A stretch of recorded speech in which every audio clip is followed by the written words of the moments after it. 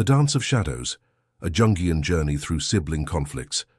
There is no war more cruel than that waged between those who share the same blood, the same roof, the same primordial origin.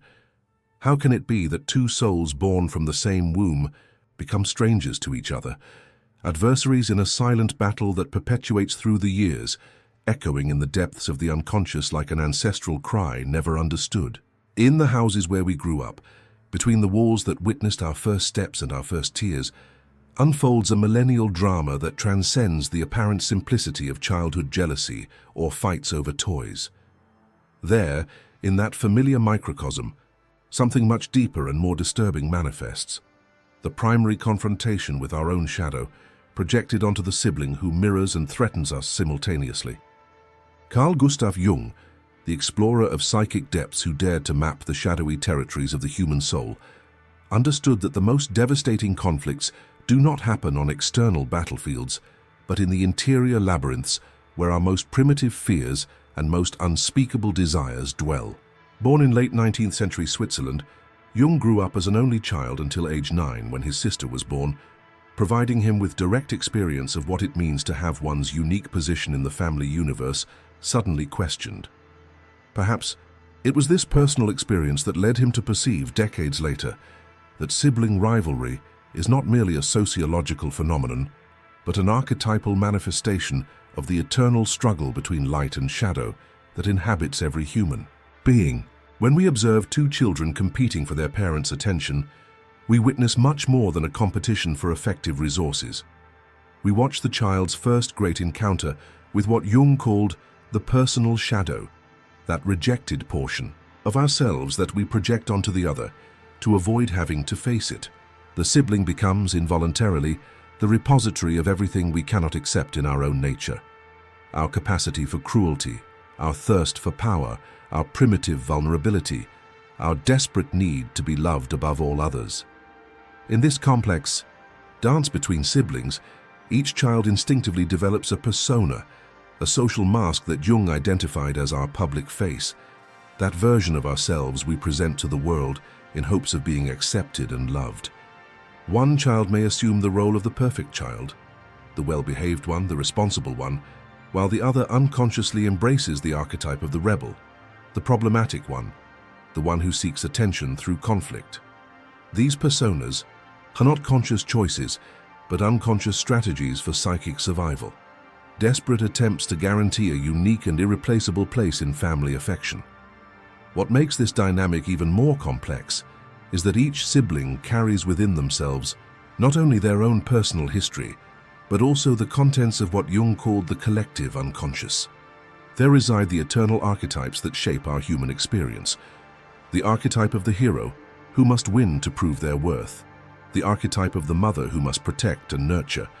The archetype of the father who establishes order and limits, and perhaps most relevant still, the archetype of the rival sibling. Present in countless mythologies and narratives throughout human history.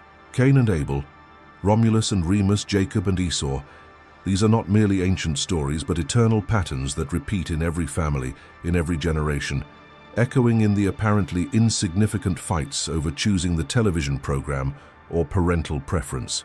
When a sibling feels that the other receives more love, more attention, more recognition, they are not merely reacting to a present situation, but activating an archetypal wound that resonates with humanity's collective experience of exclusion, abandonment, and the struggle for effective survival. Jung perceived that these sibling conflicts are, in reality, distorted mirrors of our own internal fragmentation.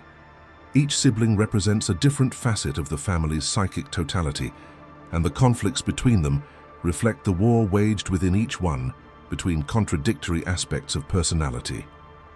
The sibling we secretly admire for their courage may be living our own repressed daring. The sibling we despise for their sensitivity may be mirroring our own denied vulnerability. This understanding leads us to an even more delicate territory, the perception that parents unconsciously may feed these conflicts by projecting their own unresolved issues onto their children. A father who had his own creativity suffocated may unconsciously favor the artistic child, while rejecting the pragmatic child who mirrors his own renunciations. A mother who struggled to be heard may unconsciously support the assertive daughter, while criticizing the more submissive daughter, who reminds her of her own frustrations. In this tangle of family projections and shadows, each family member becomes a prisoner of roles they did not consciously choose. The responsible child may carry the weight of premature maturity that prevents them from living their own childhood. The rebellious child may become trapped in an identity of opposition that always defines them in relation to what they are not, never allowing them to discover who they really are. And at the center of this drama, the parents, often exhausted and confused, try to mediate conflicts that have much deeper roots than they can see. It is in this moment of recognizing the complexity of the problem that Jung offers us a transformative perspective. He invites us to see these conflicts not as family failures to be corrected, but as sacred opportunities for psychic growth. Each fight, each rivalry, each moment of tension contains within itself the seed of possible integration, a chance for the fragmented parts of the family psyche to find a new balance.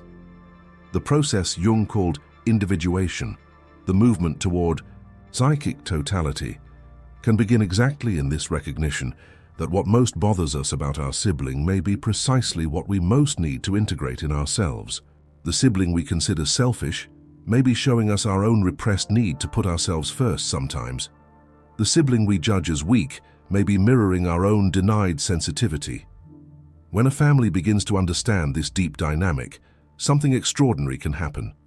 People stop trying to change the other and begin to investigate what that conflict is revealing about themselves. Parents stop taking sides in their children's fights and begin to ask what aspects of their own psyche are being activated by those dynamics. Siblings begin to see beyond each other's personas and recognize the complex and contradictory humanity that unites them.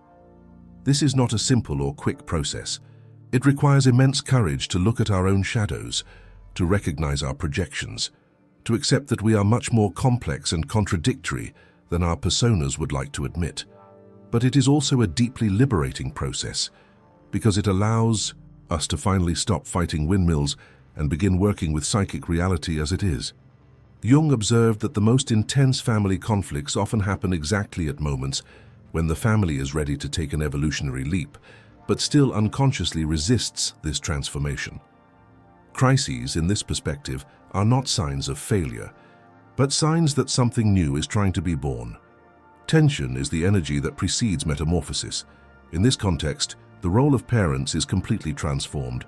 Instead of being arbiters who decide who is right or wrong, they become facilitators of a collective growth process.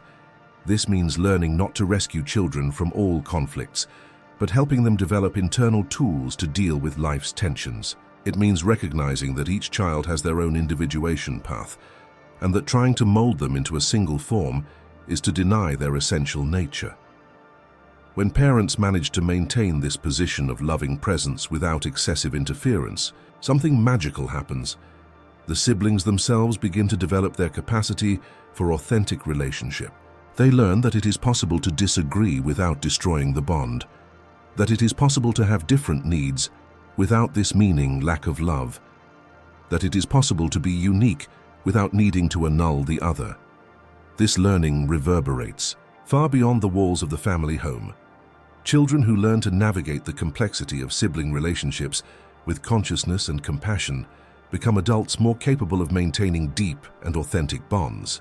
They carry within themselves the wisdom that all relationships involve shadow and light, projection and reality, and that the art of loving consists in learning to dance with this complexity instead of fleeing from it. Jung taught us that the goal of psychic life is not the elimination of conflict, but its conscious transformation. In the family context, this means accepting that there will always be tensions, differences, moments of friction. But these tensions can become sources of growth instead of destruction when they are embraced with consciousness and compassion. Perhaps the greatest gift we can give our children is not a home free of conflicts, but a home where conflicts are seen as sacred opportunities for mutual knowledge, where each person is seen in their complex totality, where shadows are recognized and integrated instead of denied and projected. In this Jungian vision of family life, Each family member becomes both teacher and student, both mirror and observer. Siblings learn from each other, not only about how to be, but also about how not to be. Parents learn from their children about their own unresolved issues, and all together participate in an ancestral dance of growth and transformation that connects the small family story with the great story of humanity. Thus, when we contemplate conflicts between siblings through the lens of Jungian psychology, they reveal themselves not as problems to be solved, but as mysteries to be honored, not as family defects to be corrected, but as expressions of the infinite complexity of the human soul in its eternal movement toward totality and understanding of itself.